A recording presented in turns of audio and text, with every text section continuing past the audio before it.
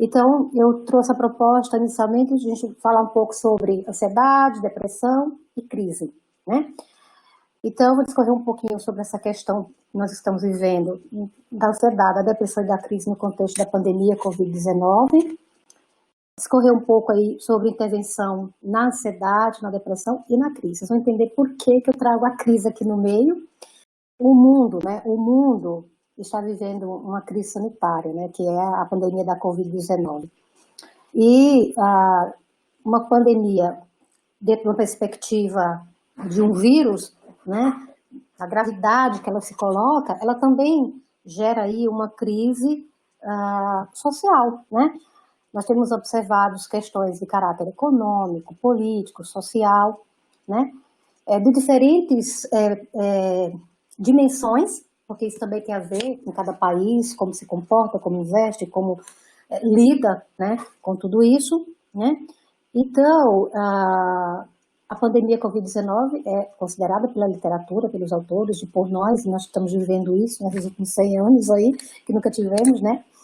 É considerado um problema grave de saúde pública, né, de caráter internacional, né, que envolve aí movimento bilaterais, né, não dá mais para se isolar, estamos todos envolvidos nessa questão, né. Então, ela é, sim, uma emergência de saúde pública de importância nacional, né, trazendo para a nossa realidade, né. Então, o plano de contingência nacional do Ministério da Saúde, né, para infecção humana pelo novo coronavírus, que é do Centro de Operações de Emergência e Saúde Pública, destaca aí que a pandemia Covid-19, né, trata-se de um evento que ocasiona perturbações psicológicas e sociais, né, que afeta a capacidade de enfrentamento de toda a sociedade em variados níveis de intensidade e propagação, né. Então, nós não estamos isentos de todas as adversidades que essa pandemia está trazendo para a gente, né. Então, é uma preocupação para a área da saúde mental, que é o recorte que nós vamos conversar hoje aqui, né? E uma pandemia, uma gravidade sanitária e social, traz, né, intensifica o sofrimento da população, né? Porque nós começamos a vivenciar distanciamento social, quarentena, isolamento, a perspectiva da própria contaminação, a expectativa de uma vacina, né? O tratamento e suas diferentes perspectivas aí. Também vivemos as questões da mídia que traz informações para a gente, e a gente, né, o tempo todo recebendo informações, criando informações, né? Como que a gente vai lidando com isso, né? Então, a pandemia Covid-19 está afetando a capacidade de enfrentamento de toda uma sociedade, né? E vem repercutindo no âmbito da saúde mental das populações, né? Numa perspectiva também social, psicológica, econômica, como um todo. Aí, nessa questão, né, nesse sentido aí, como é que a gente vai se colocando, né? Como é que a gente vai se envolvendo e vivendo essa questão, né? Esforços aí têm sido feitos, né, diferentes áreas de conhecimento, a psicologia, da enfermagem, da medicina, do serviço social, N questões, não só também da área da saúde, né, das questões das esferas governamentais, econômicas em si, né, de forma que a gente possa aí, enfrentar as demandas que a pandemia vem trazendo, né, e como é que a gente vai lidar com tudo isso que a pandemia traz na perspectiva do sofrimento, que é a questão aqui da nossa conversa, né? Acho que é também interessante resgatar um pouquinho que o debate sobre o enfrentamento de crises e desastres, né, inesperados aí, né, está na pauta da OMS desde 2007, né, com ressalvas, né, à necessidade de haver planejamentos prévios por parte dos países. Então, gente, nós vivemos algumas questões catastróficas no nosso país, o exemplo de Brumadinho, entre outras situações que nós vamos vivendo em termos de fenômenos geográficos, enfim, que são desastres que precisam, né, que estão em pauta, está na pauta aí de como que se intervir, como cuidar das pessoas, o que fazer, porque a questão não é o momento, né, é um contínuo também, né. Então, autores que têm escrito ultimamente aqui sobre a questão da pandemia, eu trago aqui o Faro, né, um recente estudo, afirmaram que estudos sobre crises em saúde pública também haviam ressaltado que os cuidados em saúde mental deveriam ser tão primordiais quanto os cuidados primários em saúde de um modo geral, né? Então, concordando com o Faro e os colaboradores desse estudo, que eu deixo lá no finalzinho das referências, né? Eles afirmam que além do medo de contrair a doença, né, que é a Covid-19, que é esse momento que a gente está vivendo, essa pandemia tem provocado a sensação de insegurança, né, em todos os aspectos da vida, né, da perspectiva coletiva a individual. Né? Nós estamos em sociedade, mas cada um vai vivendo a seu modo essa experiência com a pandemia, né?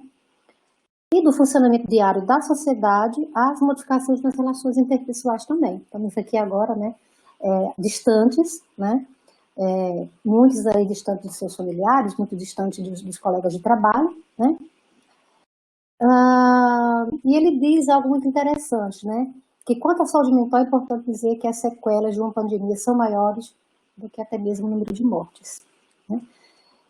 Então, vamos esperar os acontecimentos, estamos vivendo os acontecimentos, né, desse momento que a gente está vivendo, né? E o que acontece, né, com as pessoas, segundo a literatura, o que ela diz, né, para a gente? Que no momento de crise, e o recorte aqui seria a pandemia, né, nós temos aí tendências, né, tendências a termos um otimismo realista, né, que tudo dará certo, independente das ações dos atores envolvidos, dos atores sociais envolvidos. Então, as coisas vão fluir, né, e tudo vai voltar ao normal, né? Mas também temos as emoções negativas, né? Então, aí a tristeza, a angústia, o medo, o estresse, o tédio, a solidão, a ansiedade, raiva, pensamentos que vão e voltam, ficam ruminando, né, quando isso vai passar, como é que vai ser, que futuro vai ter. Aí a gente começa a ficar, né, desconcentrado, né, irritado, né, e vai começando a minar nossas energias, né, para enfrentar o nosso cotidiano, né. Então a gente também começa no nível de criar fantasias, né, porque é um sofrimento muito grande, né. Bom, então nós nos vimos né, nesses polos aí, cada um ao seu modo, né, de olhar esse momento. Acho que vai entrar. Muito bem. Então, eu também trago essa questão, né, que a pandemia ela tem, né, e o pré, né, a crise pandêmica, ela tem um pré, um intra e um pós. E a literatura também vem trazendo para a gente, né, que além dela despertar preocupações com a gente, ela também tem despertado preocupações com os outros. E uma das coisas que a gente deve ter visto muito, né, na mídia, né, é a questão da preocupação com os profissionais de saúde, né, como que eles estão intervindo, cuidando, né, até o ponto, né, de serem colocados como heróis, heroínas, mas não só os profissionais de saúde também. Preocupação com os nossos entes queridos, com os nossos, né, colegas de trabalho, enfim. E tudo isso, né, vai elevando uma carga emocional para a gente, né, vai deixando a gente mais sensível, né, emocionalmente. Então, e a gente vai se colocando nas relações, né, como que a gente vai enfrentando, vê um sofrimento físico, emocional, né, o corpo também começa a reagir para enfrentar tantas emoções, né. E isso vai o quê? Facilitar o desencadeamento, para quem não tem, ou o agravamento, ou a recidiva de quadros como os transtornos mentais, por exemplo, ou de doenças físicas, né? Porque diante de uma carga tão elevada aí de emoções negativas, a gente vai ficando mais suscetível, mais vulnerável, né? E ele também traz uma questão muito interessante, né?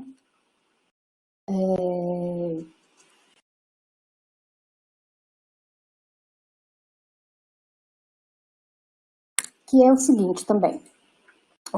Hoje a gente também está lidando com a questão do intra, né, do contexto que a gente está vivendo, mas muitas pessoas têm passado por processo de discriminação, estigmatização, e são consideradas coisas, né? É aquele que pegou a Covid, é aquele que tem a Covid. Então, a gente fala aí do pós, né?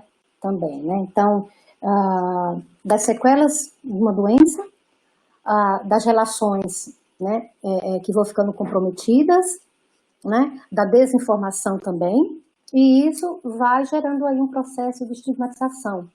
Então, vamos lidando aí com as questões da saúde mental o tempo todo, não dá para isolar, né? Então, essas questões vão exigir da gente atenção especial em termos de saúde mental. E aí eu trago aqui a primeira questão para a gente, né? Para a gente refletir um pouquinho, né? Como atender as necessidades, né, de cuidados em saúde mental, que esse momento da pandemia, Covid-19, e a posteriori exigem, né? O que a gente pode fazer, o que a gente está fazendo para a gente, para o outro, para os nossos parentes, para os nossos colegas, enfim, né? O que a gente pode desenvolver para minimizar os impactos negativos desse momento? Então, como o Lucas falou, eu estou desenvolvendo um estudo, a exemplo de vários estudos importantes que têm acontecido aí no país, com profissionais de diferentes categorias, com diferentes objetivos e propostas, né? Porque a gente está diagnosticando situações e uma delas é o sofrimento mental aí dos profissionais da área da saúde, que estão, especialmente os que estão aí na linha de frente atuando, né? E aí acho que vale agora para a gente, né? E a pergunta é, como você tem se sentido desde que começou a pandemia, né? Como que você tem estado, como que você tem lidado, como que você tem discutido com seus colegas, com seus pares, com suas famílias. Acho que essa é uma reflexão importante, porque eu vou resgatá-la ali posteriormente. Então, é para a gente pensar, né? Como estamos lidando com essas questões que impactam negativamente nossa saúde mental, como podemos acolher o sofrimento do outro, conseguimos olhar para o sofrimento do outro, conseguimos olhar para o nosso próprio sofrimento, né? Como estamos nos ajudando também, como estamos enfrentando esse momento, né? Muito bem.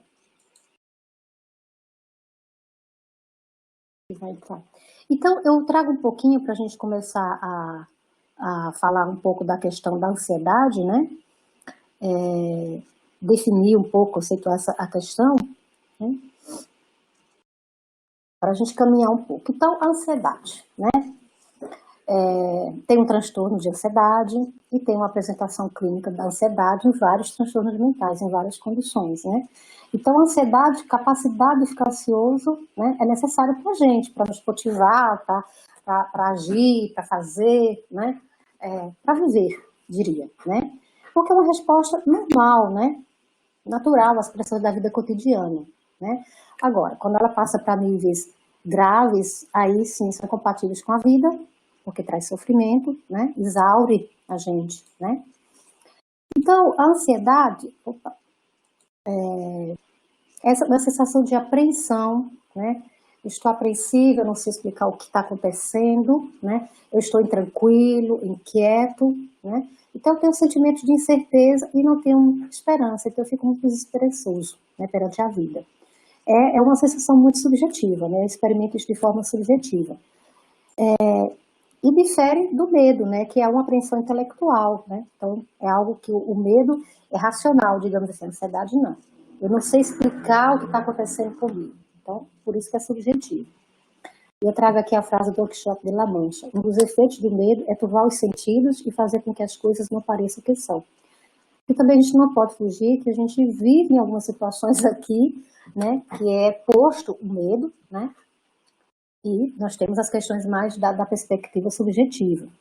Mas é importante, então, olhar a questão do que é a ansiedade, apreensão, intranquilidade, incertezas, desesperança, não esperar nada, né? E o medo que é algo mais, né, do ponto de vista objetivo, né? Você sabe que é algo que tem medo que você tem algo mais real. Enfim. Então, a ansiedade, o que diferencia aí essa ansiedade normal e patológica, é importante olhar para isso também, né? Porque só a ansiedade patológica, em relação a essa ansiedade que nos motiva para a vida, é que vai precisar de intervenções, né?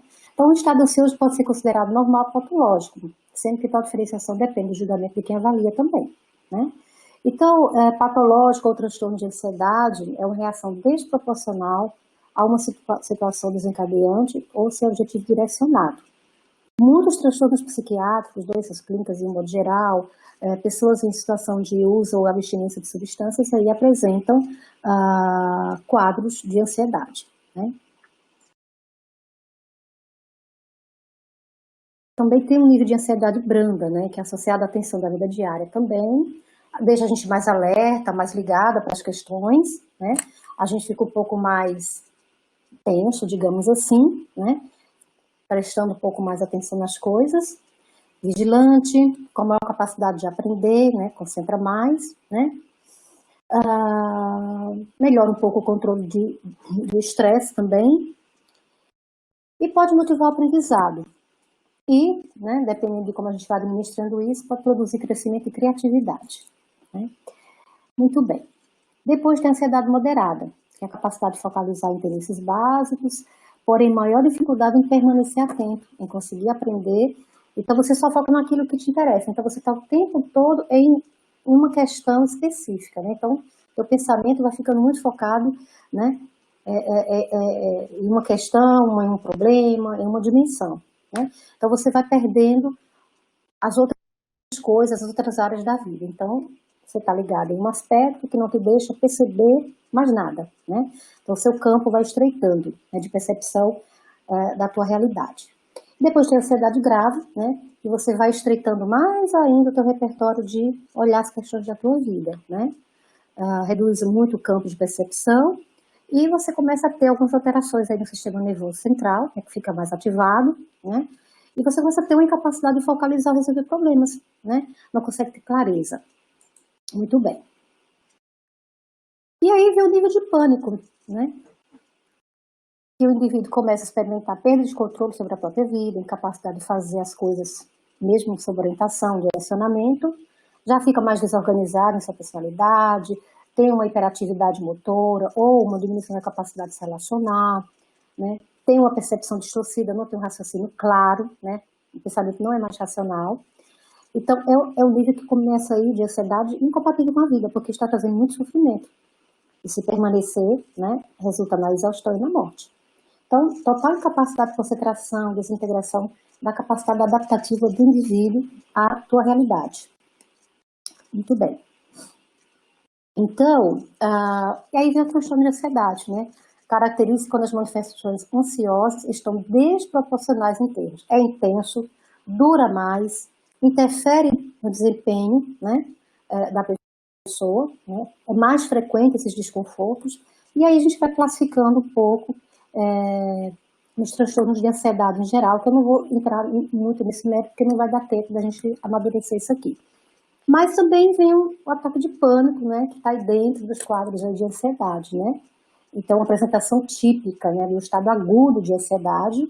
Então, é um mal-estar, com sintomas oriundos de diversos sistemas do organismo, sensação de morte, iminência, né, de morte, angústia, né? Um medo, né, que vem aí, porque também a pessoa não tem clareza de que não é real algumas coisas, desconforto, sentimento de perigo, catástrofe, né? E a pessoa quer o quê? Fugir daquela situação. Aí eu coloquei aqui, então, que a pessoa vai vivendo alguns processos aí, né, para poder escapar, a tentativa é escapar. Muitas vezes são esses quadros, né, que a gente recebe em pronto-socorro, por exemplo. Né? Muito bem. E aí vem a depressão. É importante também destacar, né, o que é aí o sintoma depressivo, né, que está associado a perdas. Né? Então a gente vive em uma sociedade que você não pode sofrer, que não pode chorar, que não pode estar triste, mas a gente viver isso também, né? Viver também ter momentos alegres, mas também nos depararmos com momentos difíceis na nossa vida, né? Então, a sintomatologia depressiva, né, associada a perdas, doenças, situações estressantes que a gente vai passando na nossa história, né? E até mesmo as circunstâncias sociais e econômicas, né, que a gente vai ficando mais para baixo, mais desanimado. E a síndrome depressiva em si, né, que vai incluindo aí alterações do humor, né, a tristeza, a irritabilidade, falta de capacidade de sentir prazer na vida. Então não adianta, vamos ali, vamos passear, se anima, é muito difícil, né? A pessoa fica mais apática, né? E alterações cognitivas, o raciocínio diminui, está mais lentificado, mais desanimado. Por isso que a gente não pode exigir muito da pessoa quando ela está deprimida, né? Porque ela não consegue dar a devolutiva que se espera, então ela vai se sentindo mais desanimada, eu diria. Então, tem uma lentificação, alteração do sono, ou hipersonia, ou insônia, ou apetite aumentado, ou apetite diminuído. Enfim, tem uma complexidade de apresentações. Mas do ponto de vista do que é o transtorno depressivo maior, né, que esse que tem essa potência aí de necessidade de intervenção, né, o que o DSM fala para a gente, né? A pessoa tem que apresentar aí pelo menos durante 2 semanas, quase que diariamente, né, 5 ou mais dessas apresentações aqui dentro dos sintomas psíquicos, fisiológicos ou de comportamento, né, sendo o humor deprimido ou o interesse, né, o prazer nas questões da vida cotidiana marcantes, como apresentação.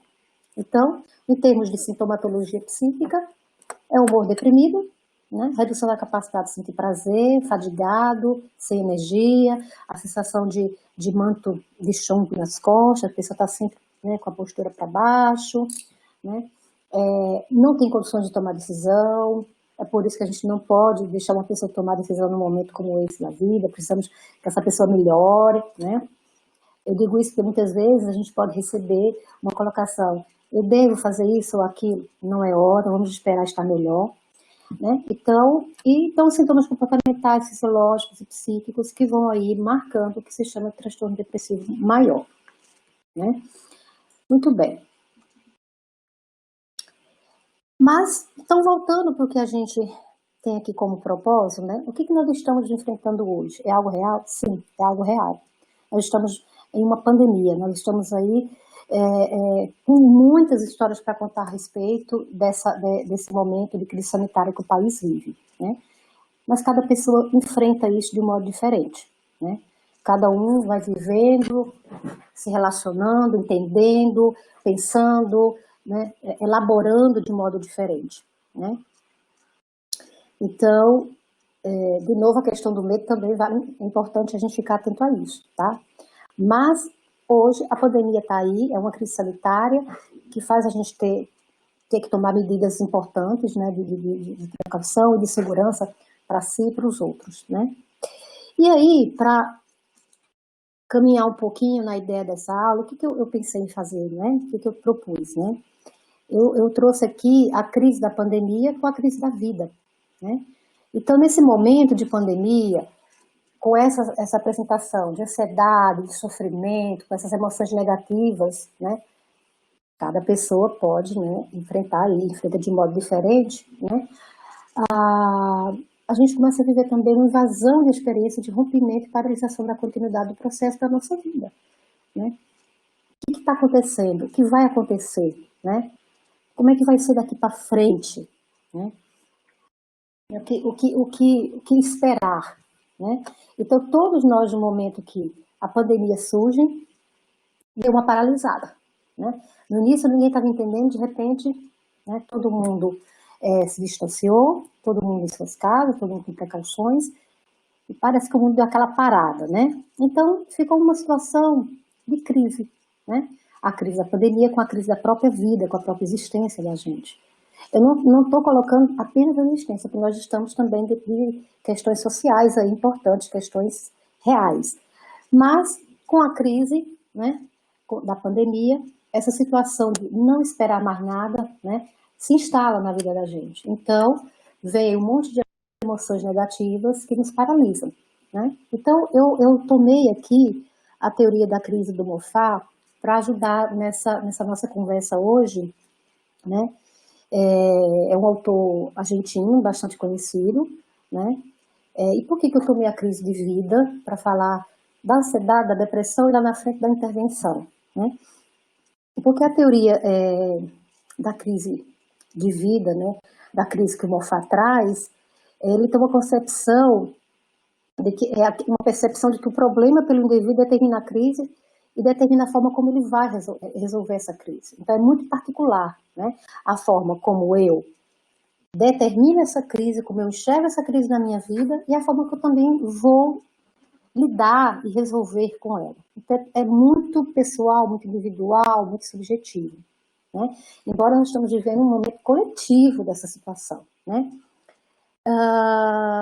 E o Moffat também traz muito essa questão da teoria da crise, exatamente quando ele desenvolveu esse processo de estudo para atendimento emergencial de grandes catástrofes, Então, a gente está aí falando de intervenção breve, intervenção em crise, que essa é a proposta, né?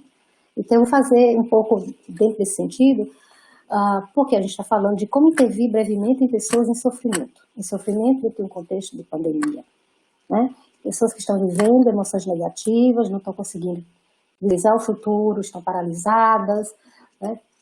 Seja nos colegas de trabalho, seja nos familiares, né? Muito bem.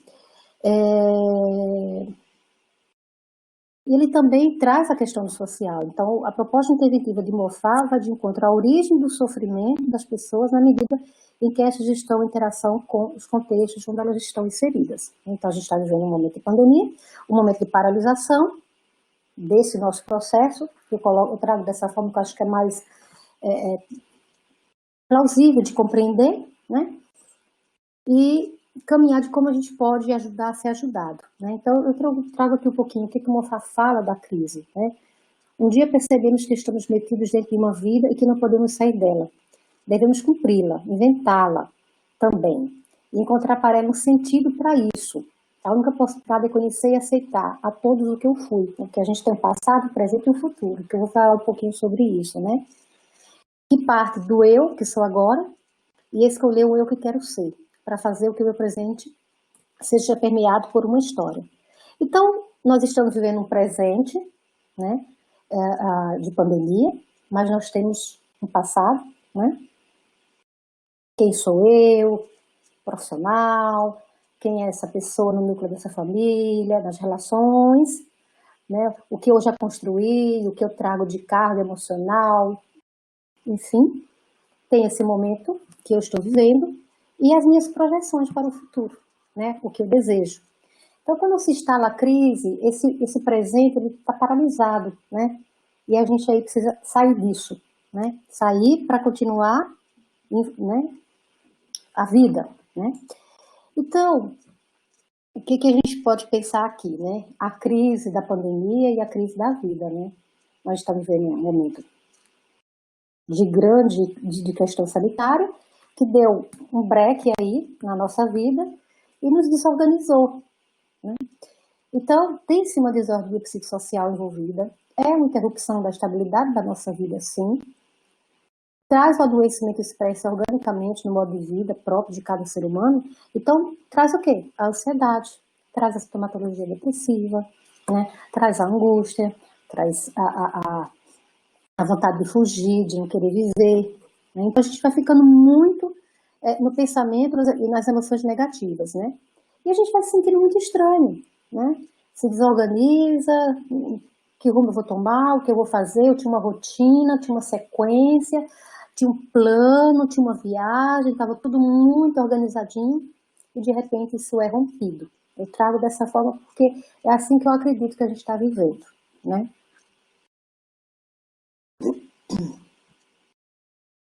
Então, quais são os elementos que vão caracterizar aí a crise quando a gente está nesse momento de extrema ansiedade, nesse momento de tristeza, né? Nesse momento de apresentação depressiva, né?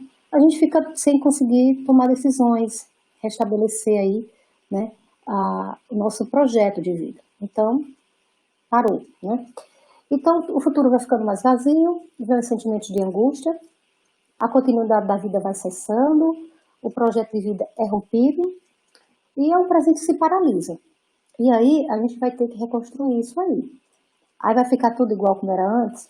Não, não vai, né? Para quem está sofrendo, vai ter aí que restaurar, né, esse processo, essa temporalidade da nossa existência, diante de todos esses acontecimentos que a gente está vivendo, e a gente vai, é o que se espera, né, que a gente amadureça, cresça, né, encontre mecanismos para enfrentar e não adoecer. Né? Muito bem. Então, da mesma forma que eu falei lá da questão da ansiedade, da depressão, a crise, né, que o Moffat traz, né, para poder a gente entender esse momento catastrófico, né, da pandemia, ela se expressa da mesma forma, né, do corpo da gente também, né. Porque a gente na ansiedade, né, a gente também tem alteração do sistema nervoso. Então a gente também vai ter, né, então a crise é isso, é alteração cardiorrespiratória, opressão, sensação de angústia, né? E a gente vai se contraindo, ficando mais tenso, porque não está conseguindo raciocinar, pensar, elaborar, projetar, né? Então a gente também tem essa expressão. Então a gente vai se deparando com muitas pessoas no nosso cotidiano com os quadros de ansiedade, com os quadros de angústia, com quadros, né, tensões. Muito bem. Mas aí, da mesma forma que eu falei lá no início, que a ansiedade é importante para ajudar a gente a dar continuidade da nossa vida, né? E que até o momento ela não é patológica, a crise também não é considerada patológica, né? Ela é um processo que a gente vive, né? E que a gente precisa de ajuda para enfrentar, para lidar, para elaborar, né? E depende muito da percepção do problema, de como cada indivíduo determina essa crise na vida, né? Então, isso é muito particular, né? Então, a possibilidade aí com a crise de a gente crescer, né? Ou também a possibilidade da gente se deteriorar, né? Adoecer. Então, a intervenção em momento de crise, a intervenção quanto antes, quanto mais breve, é para que essa pessoa consiga reelaborar esse sofrimento e dar continuidade no seu projeto dentro dessa temporalidade, né? Do viver, né? Então, a crise é uma situação aguda que vai ser resolvida de um modo ou de outro dentro de um breve período. De um modo ou de outro, né? Crescimento ou deterioração. Então, a gente tem aqui a pandemia, né, que está aí na nossa vida, a gente está vivendo muito em função disso, né?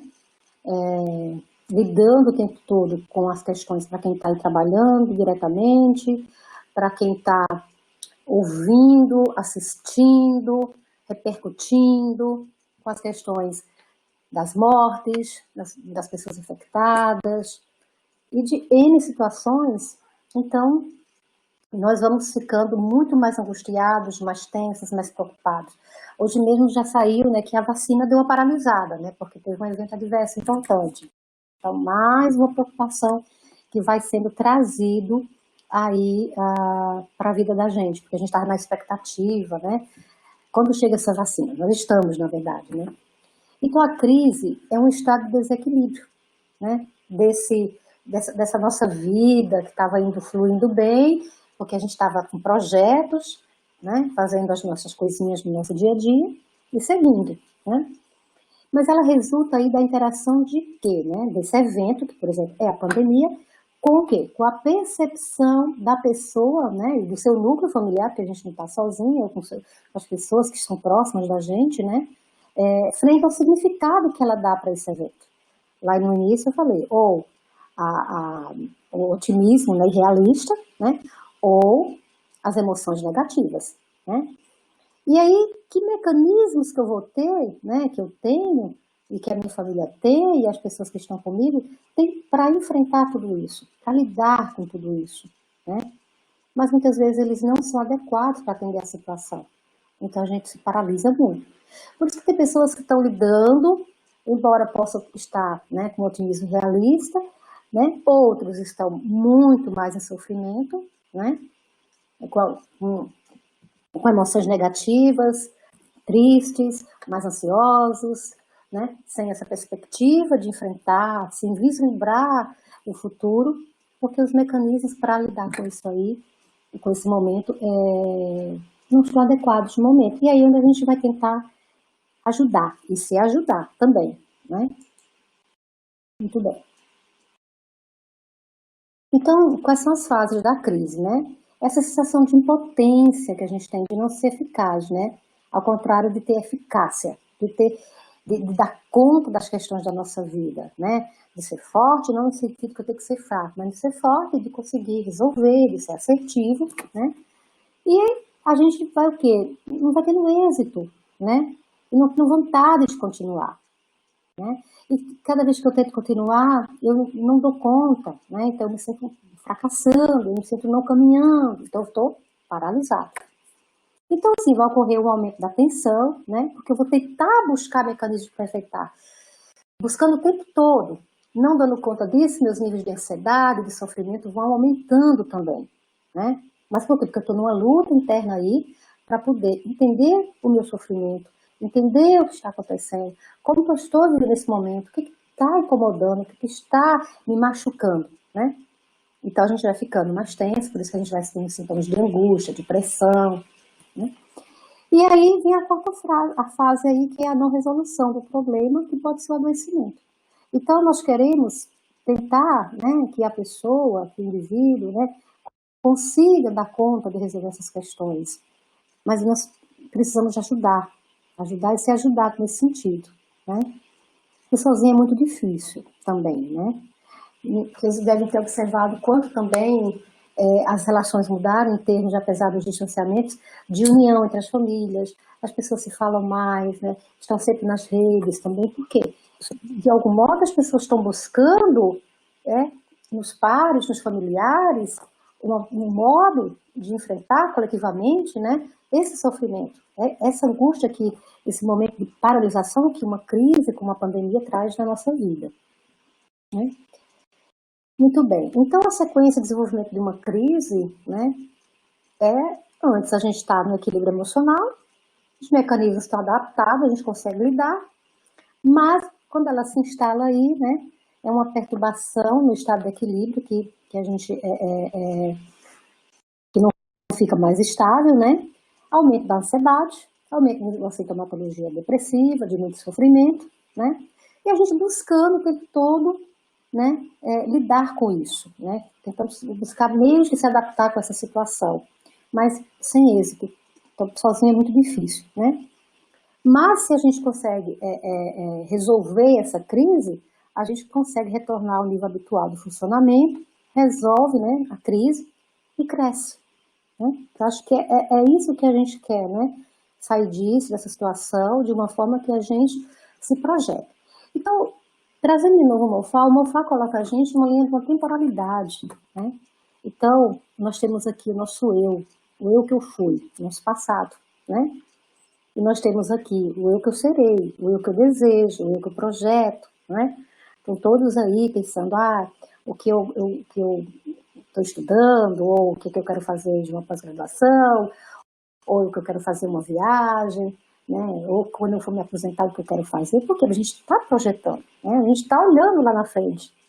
Com a crise, não, esse momento ele se paralisa na vida da gente. Então, uma pessoa em crise, uma pessoa em sofrimento, não consegue, né, fazer essas projeções, né? Então ela vai ficando aqui presa, né, e não olhando, né, para os projetos da vida, né? Então o medo, a ansiedade, a angústia, a tristeza vai minando essa capacidade de projetar o futuro. E aí vem as urgências psíquicas também, né, que é a hora que a gente vai intervir, porque não estou mais suportando, não estou aguentando, preciso de ajuda, né? Então nós somos o quê? Numa linha da temporalidade, nós temos família, que é o nosso espaço privado, nossas relações, e nós também somos pessoas públicas, porque nós trabalhamos, nos relacionamos, né? Estamos em convívio social, né? Então, quando se instala uma crise, como uma pandemia, se instala uma crise de vida, né? Se instala angústia aí, porque a vida não flui, a vida não caminha, né? A nossa existência fica parada, né? Então, essa situação de crise não nos deixa projetar o nosso futuro, não nos deixa avançar. Então, intervir no momento de crise é para que essa pessoa encontre mecanismos de enfrentamento e se readapte a esse momento da vida, né? Para que ela consiga retomar o seu caminho de sua temporalidade, né? Sua existência, né? Muito bem. E o que a gente também quer, né? Que ao longo dessa elaboração, que essa pessoa também, além de fruir com uma própria existência, ela vá ter os mínimos experiências de tristeza e de sofrimento. Ou seja, por isso que quando a gente diz assim, autoconhecimento, investir em processo terapêutico, é para a gente conseguir lidar com essas questões que a vida vai marcando, né? Para que a gente não tenha tantas marcas aqui atrás. Eu estou falando que não é para ter, eu estou falando que a gente quer que fluir com a vida de uma forma, né, que eu projete meu futuro, né, não, mas também não um futuro de ansiedade, né, um futuro de planos, né, e que a gente vá deixando menos marcas, né, em termos de tristeza, né, de sofrimento, mas que existem. Aí o Moffat também fala para a gente, né, o tempo é constituído pelo homem com base na percepção do antes e do depois. Então, o que eu fui e o que eu serei, né? Busca ser possibilita compreender o homem com liberdade, dar continuidade na sua existência aí, né? Então, a gente vive aí nesse espaço, né, do viver. Então, nós somos sucessões, né? Sucessões do ontem, do hoje e do amanhã, né? Então, eu gosto muito de trazer a temporalidade nesse sentido, mas isso tudo aqui, dentro da perspectiva da existência, não se isola das questões do social. Nós vivemos no social, nós estamos a todo tempo recebendo essas influências, né? Então a gente quer o quê? Se projetar imaginariamente sobre a realidade que a gente vive, né? Para a gente ter essa temporalidade desse processo de sucessão do que eu era, do que eu sou e do que eu desejo ser. Então a gente tem que estar sempre, né, buscando nesse movimento. Mas tem momentos que a gente paralisa, que é esse momento da questão da crise que eu trago. E aqui vem, né, carregado de quê? De sofrimento. Muito bem. Então, a crise, né, que é o eu tem a ver, eu não nego o meu passado, eu trago o meu passado com as histórias que eu construí, com as crises que eu já tive também, né? Mas acontece aí uma dissolução desse eu que sou agora, nesse momento de crise, esse rompimento. Então, a gente precisa de ajuda e vamos nos ajudar no sentido de voltar a projetar o nosso futuro, né? Que nesse momento está bastante difícil, né? E volto a dizer, cada um vive a sua maneira, cada um enxerga o evento à sua maneira e cada um tem os mecanismos para enfrentar e o significado que dá, né, para um momento de crise, né? Então, a nossa existência se vê ameaçada quando as expectativas projetadas ou os espaços imaginados que nós temos, que nós pensamos, o que nós queremos, se rompem, né? Então, a gente fica ameaçado, que é isso que a gente está vivendo nesse momento. E agora? O que vai acontecer? Quando é que eu vou poder voltar para a escola? Quando é que eu vou poder não ter aula online? Quando é que eu vou poder encontrar familiares? Enfim, né? Muito bem. Então, é o rompimento na continuidade do tempo, né, e, consequentemente, o desfalecimento da posição do eu, desse momento que a gente vive, né. Então, a intervenção em um momento de crise, quanto antes, brevemente, é no sentido de ajudar a pessoa que está em sofrimento se reorganizar, se restabelecer, né, nesse processo que ela se encontra dissolvido, né, perdido, né, com emoções negativas à flor da pele aí, né?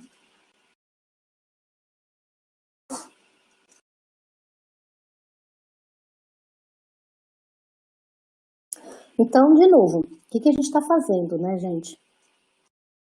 Como que cada um está percebendo esse momento pandêmico? Qual o significado desse momento pandêmico para mim, para você que está aí assistindo, né? Como tem enfrentado esse momento? Preciso de ajuda para lidar com esse momento? Eu precisei já de ajuda para lidar com esse momento?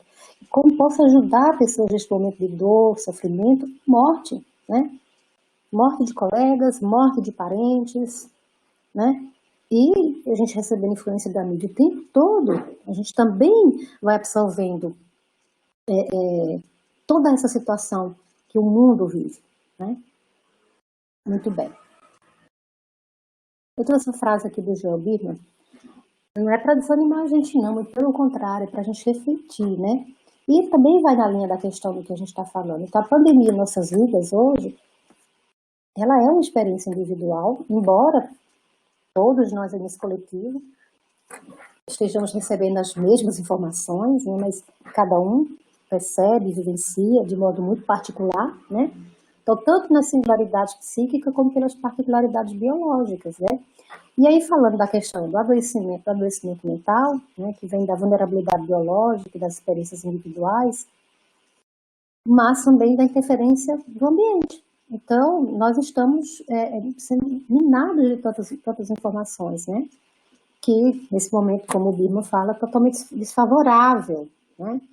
Desanimadoras, né? Desesperançosas, né? Então, ele fala que a palavra desalento toca muito forte, e que nem todas as pessoas vão aguentar. E aí, de volta no início da nossa conversa, das sequelas emocionais que uma crise como a pandemia deixa, né?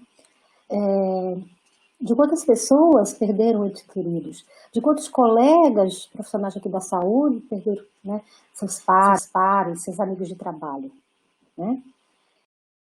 De se depararem com pessoas, com colegas de trabalho doentes, morrendo. Então, assim, são muitas sequelas que virão, né? Então, o nível de ansiedade, o nível de sofrimento, o nível de paralisação da vida no âmbito aí dos profissionais da saúde são impactantes, impactantes. E eu estou falando deles especialmente, né, porque eu estou nesse cenário aqui com vocês, mas, de um modo geral, para as pessoas, né? São muitas marcas, né? Muito bem. E a mesma forma também, caminhando para pegar o gancho do Birman, né, eu trago também que se as condições atuais de vida são intoleráveis para a gente, né, precisamos ser hábeis em relação à dor e apoiar aqueles que estão em maior sofrimento. Então, assim, se eu consigo enfrentar mais, se eu tenho mais fortaleza, se eu consigo ter meus mecanismos mais fortalecidos, eu vou ter que apoiar os meus colegas, os meus pares, né? Então, o que a gente pode pensar um pouquinho de como conduzir um apoio a uma pessoa em crise, a uma pessoa em sofrimento, né? Pensando na intervenção breve aqui, o que é uma estratégia de apoio, de tempo limitado, focal, né? Que é centrada na solução de um problema imediato, tá? Então, o foco é no apoio, o foco é no problema, é no aqui e agora, né? Qual é a ideia? Que a pessoa consiga focalizar o que ela sente e os pensamentos dela, né? Diante desse evento, né? Para que ela consiga entender o que pensa, entender o que sente, né? Porque muitas vezes a gente pensa, mas a gente não sente exatamente aquilo que a gente está expressando, né? E que a gente defina o evento, né? É o medo de morrer, é a perda de alguém que está me paralisando, não ter a perspectiva do meu futuro. Então a gente precisa focar para poder intervir, né? Se a gente fica muito perdido e não vai ajudar a pessoa a encontrar os mecanismos mais apropriados para lidar com a situação, né? Então, quando a gente define o evento, a gente ajuda a desenvolver um plano, né? Faz um plano de manejo dessa situação, né? Mais focalizado. Muito bem. Então, quais são os princípios de uma intervenção breve em crise, né? Então, avaliar também o sistema de apoio dessa pessoa, né? Com quem ela pode contar? Quem são as pessoas do núcleo do trabalho ou do núcleo mesmo da família? Como que está essa família também, né? Para apoiar essa pessoa em crise, né? Definir a hierarquia de necessidades que essa pessoa tem, né? Quais são as prioridades que ela tem na vida dela, tá bem com a família, se reorganizar para voltar ao trabalho, né? Então, vamos trabalhando na elaboração de um plano aí de ação, de apoio, de ajuda, mas numa perspectiva de dar esperança, né? De dar esperança, da compaixão, do suporte, né? E assim, a gente está falando de uma questão de um profissional atendendo o outro, né? Mas a gente não precisa restringir, que a intervenção breve é uma proposta, né? No campo dos cuidados primários, especialmente, por isso que ela não é lá uma intervenção mais especializada, né? E a gente tem uma rede de suporte, a gente tem que procurar rede de atendimento, procurar os espaços que a gente pode contar. Claro, nesse momento a gente não está conseguindo sair para tudo que a gente deseja, né? Mas tem recursos, né? De profissionais, de espaços, onde a pessoa possa utilizar durante o processo da crise e após também dando continuidade, né? Bem, o objetivo, então, de uma intervenção breve é ajudar a pessoa a encontrar, né, desenvolver aí mecanismos adaptativos. Se ela já teve uma experiência de crise, né, a gente vive uma crise de desenvolvimento, mas também das crises traumáticas. Então, estou falando das crises traumáticas. Então, se eu tenho esse passado que já teve essa experiência, como que eu enfrentei? Como eu lido? Como foi que eu resolvi? De que maneira eu lidei com a situação, né? Porque isso ajuda muito a pessoa a ver as suas fortalezas, né? Ajuda ela a se a reorganizar. Então, quando ela vai encontrando esses mecanismos mais adaptativos, não, eu tenho que me controlar, ou eu tenho que dar um tempo em determinada situação, né? Ela vai conseguindo se reorganizar, né? Então, a ideia aí, né, o objetivo da intervenção é ajudar a pessoa a reconstruir seu projeto de vida, né? Ela se reestruturar e tentar retornar aí ao nível de funcionamento anterior à crise, né? Onde ela consiga de novo voltar naquela linha da temporalidade e se projetar ao futuro. Muito bem. Então, abrindo um pouquinho aqui a cena para a gente pensar como que a gente pode ajudar, né? Que experiências recentes perturbaram você hoje? É uma boa pergunta para a gente se fazer, né? Descreva um evento que precipitou uma crise. Então, a gente intervindo, estando com alguém em sofrimento. Como você percebe esse momento que está vivendo? Então, são questões que a gente vai trazendo, mas isso não é uma coisa prescritiva, tá, gente? De modo que tem que fazer tudo isso. Mas são caminhos que a gente pode seguir, né? Que áreas da vida passaram por mudanças recentemente? Então, a gente pode ir fazendo esse mapeamento para a pessoa conseguir ir aos poucos, né, olhando, entendendo os pontos da vida dela que foram impactados, né? Muitas vezes, as fantasias, né? Um exagero aqui, outro ali. Então, a gente pode ir reorganizando. Então, resgatar o enfrentamento de crises prévias, né? Olhar a forma como enfrentou essas crises é um bom ponto, né? No hoje, o que perturba, o que marca, o que é possível a gente... Vamos definir um pouco isso, né? Que emoção é essa? Que situação mais premente está acontecendo, né? E o que pode ter precipitado? Aqui a gente está falando no contexto de pandemia, mas o contexto de pandemia é muito amplo, né? Então, que vem aí, né, trazendo grande sofrimento para a gente. Mas a gente pode olhar mais focado, mais marcado, né? O que está incomodando mais? Foi a morte de um colega de trabalho? Né? Foi a morte de um parente? Né? Então, como você percebe esse momento que você está vivendo? Sem esperança, sem perspectiva, né? E as mudanças que podem ter acontecido aí, né? Pode ter ficado doente, pode ter mudado de setor de trabalho, pode ter mudado de local, enfim. E quando começou a se sentir triste, ansioso, sofrendo, né? Então, a gente começa abrindo esses espaços aí para esses questionamentos, né? Para essas possibilidades. Não dá para ajudar, né? Se a gente não aceita, e não aceita o sofrimento, né? Do outro, né? Porque, eu lido muito bem, tá tudo muito bem, tá tudo muito bem. De um modo geral, as coisas estão fluindo muito bem comigo. Mas o outro não está vivendo dessa forma, né? Então, aceitar como a pessoa enfrenta esse momento, vive esse momento, é fundamental, né?